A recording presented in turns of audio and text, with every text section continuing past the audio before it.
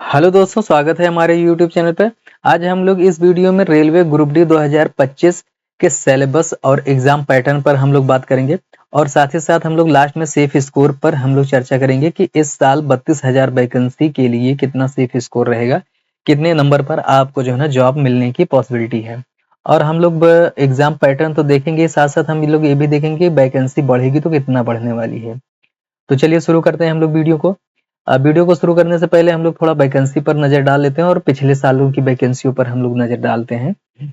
देखिए 2018 में जो वैकेंसी आपकी आई थी वो 62,907 वैकेंसी थी। उसी के जो है ना एक साल बाद जब भर्ती प्रक्रिया कंप्लीट हुई, उसी के एक साल बाद ये आपकी वैकेंसी आपकी अनाउंस हुई थी 1,03,769।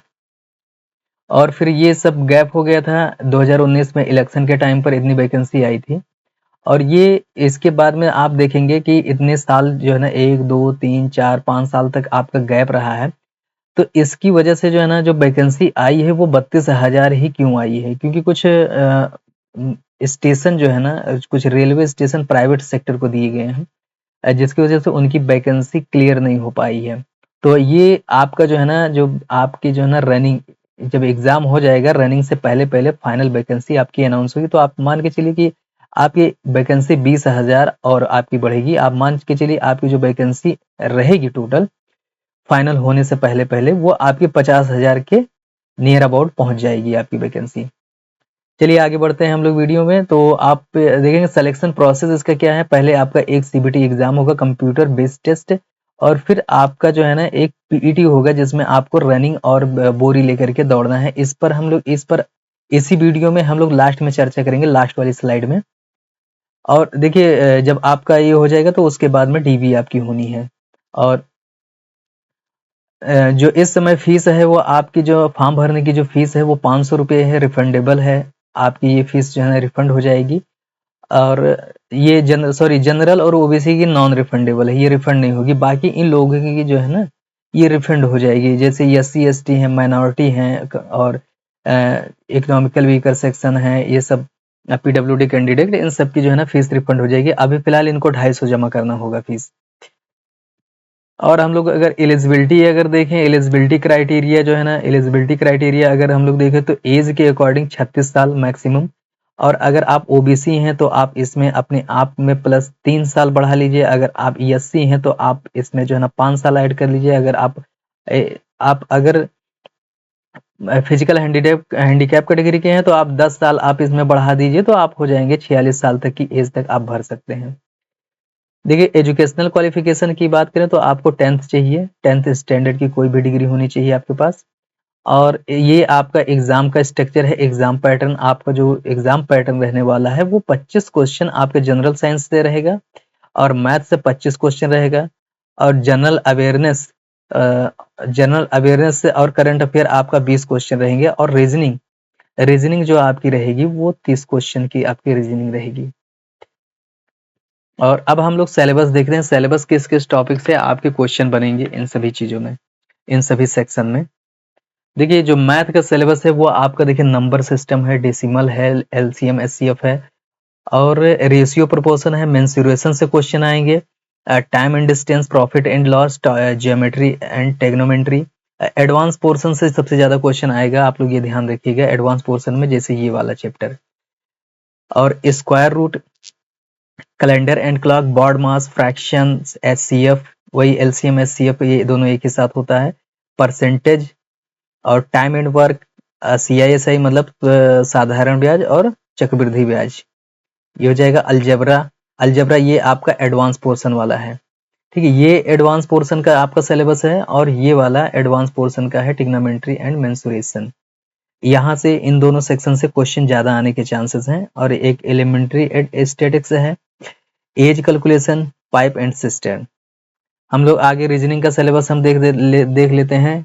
रीजनिंग में एनालॉजी है, कोडिंग डिकोडिंग, रिलेशनशिप, जंबलिंग और डाटा एंड इनसफिशियंसी, और सिमिलरिटी डिफरेंसेस हैं, क्लासिफिकेशन है, स्टेटमेंट आर्गुमेंट, कथन निष्कर्ष जिसे बोलते हैं, अल्फाबेटिकल सीरीज है, मैथमेटिकल ऑपरेशन है, सैल्यूलिज्म, वेन डायग्राम, ये कथन निष्कर्ष वाला हो गया।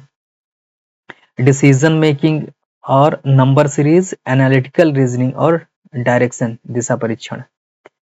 हम लोग अगर जीए वाले पोर्शन का अगर सिलेबस हम लोग देखें, जनरल अवेयरेंस, तो देखिए जनरल साइंस से आपका इधर से क्वेश्चन आएगा।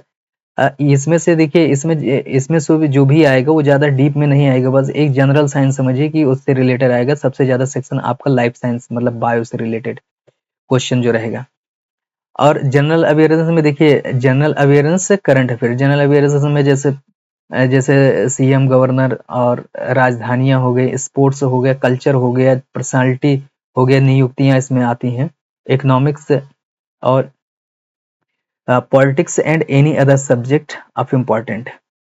तो ये आपका सिलेबस हो गया। हम लोग थोड़ा इसमें फिजिकल के बारे में देख लेते हैं कि इसमें फिजिकल का क्या रहेगा। उससे पहले फिजिकल देखने से पहले हम लोग सेफ स्कोर देखते हैं कि इस साल का सेफ स्कोर आपका क्या रहने वाला है।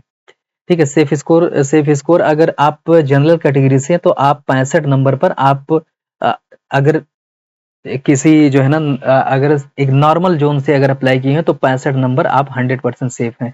लेकिन अगर आप डेंजरस जोन की अगर बात करें, डेंजरस जोन जैसे आपका हो गया इलाहाबाद हो गया, कोलकाता हो गया और मुंबई हो गया, ये सब डेंजरस जोन है। ये तीनों डेंजरस जोन है। अगर इस यहाँ से अगर आपने अप्लाई किया है तो आपके लिए 70 नंबर आपके लिए सेफ स्कोर है। ओबीसी भी अगर हैं तो आपको 70 लाना होगा, इन तीनों लोगों के लिए 70-70। और बाकी कैटेगरी के लिए अगर हैं तो आप मान के चलिए 65 प्लस बाकी लोगों के लिए रहेगा। डेंजर जोन के लिए बात कर रहे हैं। और बाकी जोन के लिए आपके लिए यही सब सेफ स्कोर है। ओबीसी के लिए 60 नंबर काफी है और ईडब्ल्यूएस के लिए 42-43। तो दोस्तों अब हम लोग फिजिकल के बारे में बात करते हैं। इसमें जो है ना रनिंग वगैरह होनी है तो उसका क्या क्राइटेरिया है, क्या प्रोसेस है आपकी, जो इसमें एक बोरी लेकर के जो दौड़ना होता है उस पर हम लोग अब बात करते हैं। देखिए जो मेल कैटेगरी के हैं उनको लोगों को 35 केजी की बोरी उठा करके 100 मीटर की दूरी तय करनी है। ठीक है, 35 केजी 100 मीटर की दूरी, और वो भी 2 मिनट में।